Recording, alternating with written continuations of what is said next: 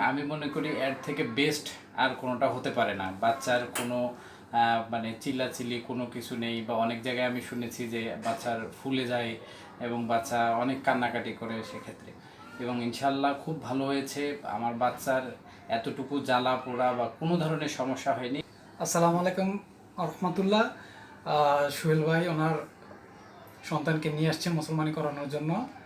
ওর নাম হচ্ছে মুনতাসির। তো আমরা 3 দিন আগে ডিভাইসের মাধ্যমে মুসলমানি করানো হয়েছে এবং আজকে ডিভাইসটা খুলে দিব। তো সোহেল ভাই, যদি আপনি বলতেন, আপনি তো অপারেশনের সময় সাথে ছিলেন, যদি একটু বলতেন। আসসালামু আলাইকুম রহমতুল্লাহ। আমি সোহেল খান, আমার ছেলে মুনতাসির রহমান খান। আমি অনেক দিন থেকেই চিন্তিত ছিলাম যে আসলে খতনাটা করাবো, আসলে কোন জায়গাটা থেকে করাবো এটা নিয়ে হেজিটেশনে ছিলাম। তারপরে একদিন ফেসবুকে ভাইয়ার হচ্ছে একটা সাইটে ভাইয়াকে দেখি, ইসমাইল সরকার ভাইয়া।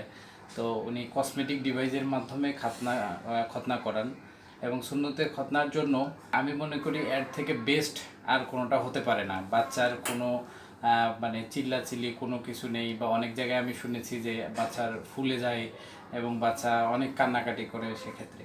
এবং ইনশাল্লাহ খুব ভালো হয়েছে। আমার বাচ্চার এতটুকু জ্বালা পোড়া বা কোনো ধরনের সমস্যা হয়নি।